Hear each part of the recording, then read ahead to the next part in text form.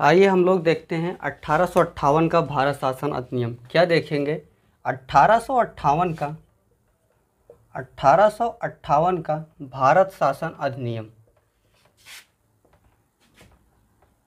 भारत शासन अधिनियम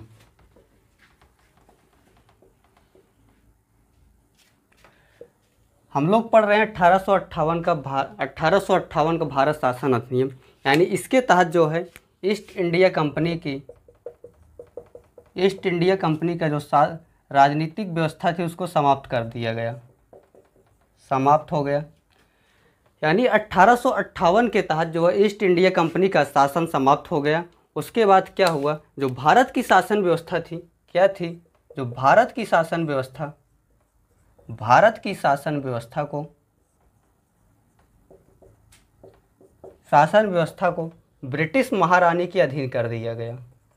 क्या कर दिया गया? ब्रिटिश महारानी के अधीन।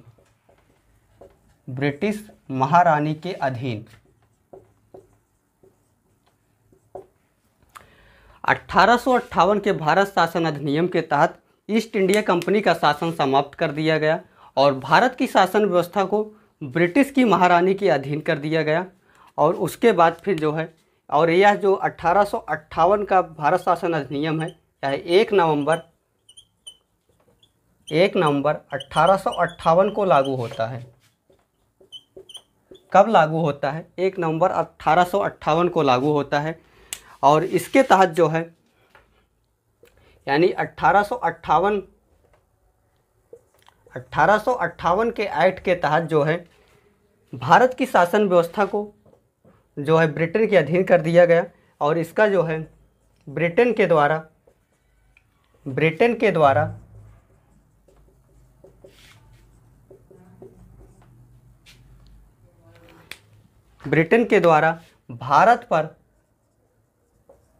भारत पर सीधा या प्रत्यक्ष नियंत्रण हो गया।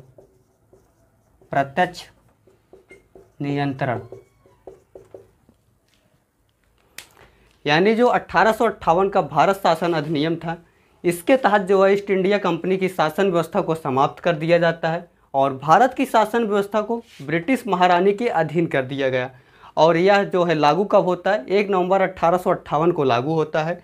और इस एक्ट के तहत जो है ब्रिटेन के द्वारा भारत पर यानी सीधा या प्रत्यक्ष नियंत्रण हो जाता है। और उसके बाद जो है इस रूल को क्या कहते हैं? यानी जो भारत शासन अधिनियम है इसको कहते हैं act for better government of India. क्या बोलते हैं? Act for better government of India. यानी जो 1858 का भारत शासन अधिनियम था, इसका नाम था ही, इस रूल का नाम ही था act for better government of India. यानी हम भारत को अच्छी से अच्छी शासन व्यवस्था देंगे, इसका मतलब यही था। हम लोगों ने देख लिया 1858 का भारत शासन अधिनियम। और 1858 के भारत शासन अधिनियम के तहत जो भारत का गवर्नर जनरल था उसका पद नाम बदल करके वायसराय कर दिया जाता है। क्या किया जाता है? जो भारत का गवर्नर जनरल होता है, जो भारत का गवर्नर जनरल था, इसका पदनाम बदलकर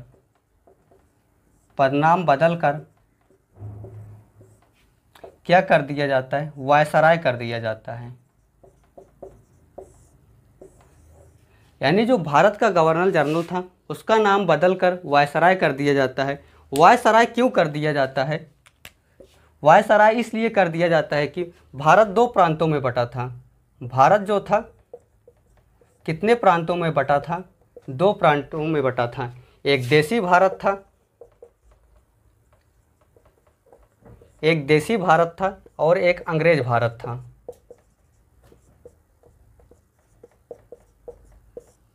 जो देसी भारत के लोग थे, एक गवर्नर जनरल से नाराज़ थे। इसीलिए जो है जो गवर्नर जनरल था इसका नाम बदल के वायसराय कर दिया जाता है। केवल देसी भारत में ही जो भारत का गवर्नर जनरल था उसको वायसराय के नाम से जाना जाता है। और जो अंग्रेज़ भारत था यहाँ पर जो है गवर्नर जनरल के नाम से ही जाना जाता है। 1858 के ही शासन अधिनियम के तहत 1858 के ही शासन अधिनियम के तहत जो है शासन अधिनियम, इसी के तहत जो है क्या किया गया था, ब्रिटेन में जो है ब्रिटेन की मंत्रिपरिषद में भारत सचिव का पद इजाद किया गया। क्या किया गया? भारत सचिव का पद सृजित किया गया। 1858 शासन अधिनियम के तहत ही ब्रिटेन की जो मंत्रिपरिषद थी वहाँ पर भारत सचिव का पद सृजित किया गया। आइए उसके बाद हम लोग देखते हैं 1909 के मार्ले मिंटो अधिनियम को।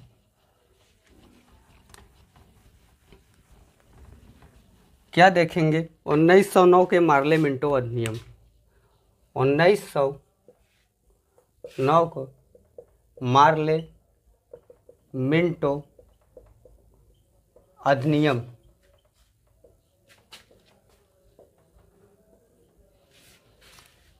उन्नीस सौ नौ के मार्ले मिंटो अधिनियम को ही भारतीय परिषद अधिनियम भी बोलते हैं। भारतीय परिषद अधिनियम, यानी 1909 के जो मार्ले मिंटो अधिनियम था उसी को ही भारतीय परिषद अधिनियम ही बोलते हैं। जो मार्ले जो था, इसमें जो मार्ले था ये भारत सचिव था। क्या था? भारत सचिव। और जो मिंटो था ये गवर्नर जनरल था। मिंटो क्या था? गवर्नर जनरल था। 1909 को मार्ले मिंटो अधिनियम हम लोग देखते हैं। और जो मार्ले था ये भारत सचिव था, जो मिंटो था ये गवर्नर जनरल था।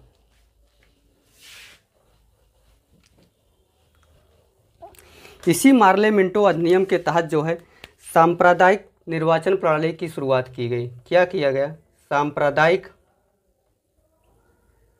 सांप्रदायिक निर्वाचन प्रणाली की शुरुआत की गई। निर्वाचन प्रणाली की शुरुआत की गई, यानी 1909 के जो मार्ले मिंटो अधिनियम था इसी के तहत सांप्रदायिक निर्वाचन प्रणाली की शुरुआत की गई। और सांप्रदायिक निर्वाचन प्रणाली का मतलब क्या होता है? इसका मतलब होता है कुछ स्थानों पर मत देने का अधिकार केवल मुस्लिम को हो। क्या होता है? कुछ स्थानों पर मत देने का अधिकार केवल मुस्लिम का हो। किसको था? केवल मुस्लिम को था। यानी सांप्रदायिक निर्वाचन प्रणाली की शुरुआत कब की गई? 1909 के मार्ले मिंटो अधिनियम के तहत की गई। और सांप्रदायिक निर्वाचन का मतलब होता है कुछ स्थानों पर मत देने का अधिकार केवल मुस्लिम को था।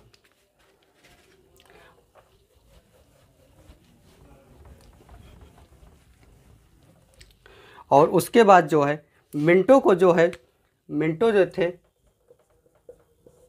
इनको जो है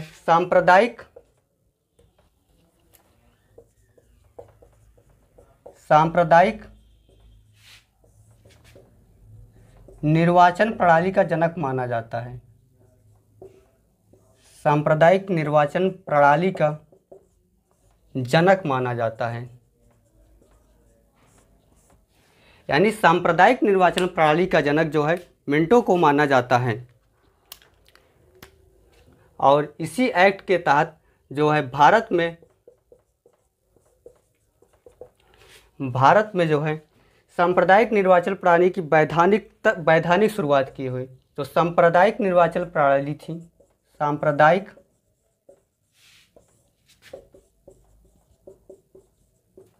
निर्वाचन प्रणाली की वैधानिक शुरुआत हुई।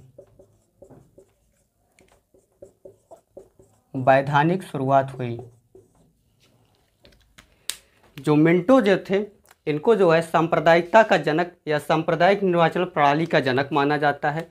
और इसी एक्ट के तहत यानी 1909 के मार्ले मिंटो अधिनियम के तहत ही भारत में सांप्रदायिक निर्वाचन प्रणाली की वैधानिक शुरुआत हुई।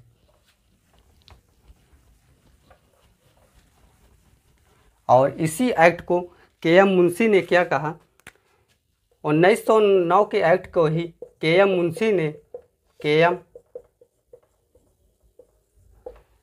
मुंशी ने क्या बोला, भारत में उभरते हुए लोकतंत्र की हत्या कर दी। क्या कहा, भारत में उभरते हुए लोकतंत्र की हत्या कर दी, लोकतंत्र की हत्या कर दी।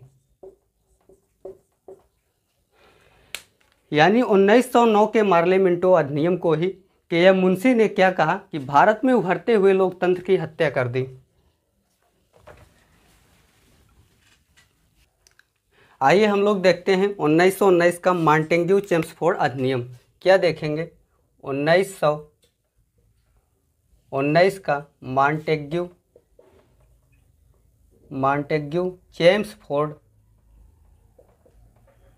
चेम्सफोर्ड अधिनियम,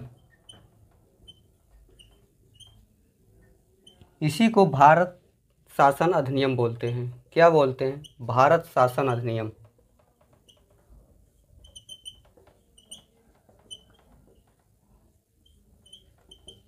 हम लोग क्या देख रहे हैं, 1919 के मॉन्टेग्यू चेम्सफोर्ड अधिनियम देख रहे हैं, इसी को भारत शासन अधिनियम बोलते हैं। या आइए हम लोग इसकी प्रस्तावना देखते हैं। यानी इसकी प्रस्तावना जो थी 1919 के मॉन्टेग्यू चेम्सफोर्ड अधिनियम की, क्या थी प्रस्तावना, उत्तरदायी शासन। क्या था, उत्तरदायी शासन, उत्तरदायी शासन। इसकी प्रस्तावना जो थी उत्तरदायी शासन था। 1919 के मॉन्टेग्यू चेम्सफोर्ड अधिनियम के तहत क्या किया गया, केंद्र राज्य सरकारों के बीच कार्यों का बंटवारा किया गया, कार्यों का बंटवारा किया गया। क्या किया गया, बंटवारा किया गया। और महिलाओं को मत देने का अधिकार दिया गया, महिलाओं को मत देने का अधिकार, मत देने का अधिकार।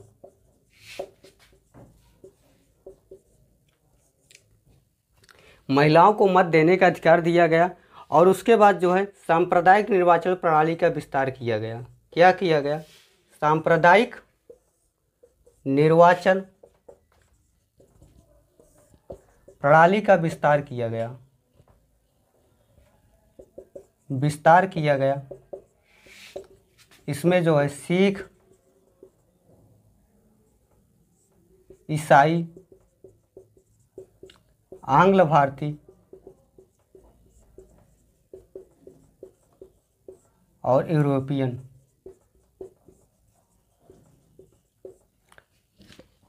हम लोग क्या देख रहे हैं, 1919 का मॉन्टेग्यू चेम्सफोर्ड अधिनियम देख रहे हैं। इसकी जो प्रस्तावना थी उत्तरदायी शासन था। इसी के तहत केंद्र राज्य सरकारों के बीच जो कार्य होते थे उनके कार्यों का बंटवारा किया गया और महिलाओं को मत देने का अधिकार दिया गया। और इसी में जो है सांप्रदायिक निर्वाचन प्रणाली का विस्तार किया गया। इसमें क्या विस्तार किया गया, सांप्रदायिक में सिख, ईसाई और आंग्ल भारतीय यूरोपियन का भी विस्तार किया गया। आइए उसके बाद कुछ थोड़ा से आगे इसमें प्रावधान देखते हैं क्या था।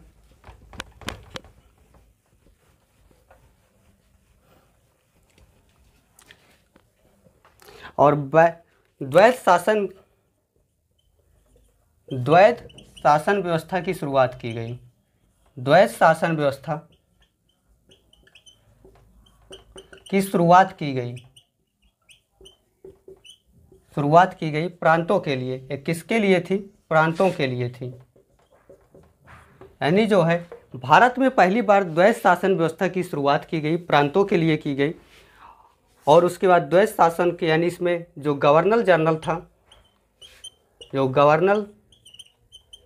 जनरल था, इसके अधीन गवर्नर हुआ करते थे। गवर्नर जो है दो काम करते थे। कितने काम करते थे, दो काम। एक और एक हस्तांतरित। कितने काम करते थे? 2 काम करते थे, एक आरक्षित और हस्तांतरित। यानी 1900 के मॉन्टेग्यू चेम्सफोर्ड अधिनियम के तहत ही द्वैध शासन व्यवस्था की शुरुआत की गई भारत में पहली बार। इसी के तहत जो गवर्नर जनरल था, इसके अधीन गवर्नर होते थे। गवर्नर 2 काम करते थे, आरक्षित और हस्तांतरित काम करते थे। और इसी अधिनियम के तहत पहली बार लोक सेवा आयोग का गठन किया गया। क्या किया गया? लोक सेवा आयोग का गठन किया गया। लोक सेवा आयोग का गठन पहली बार हुआ, पहली बार।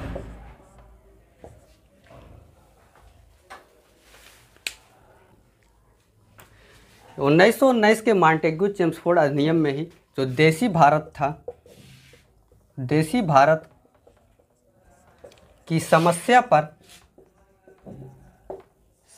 पर विचार करने हेतु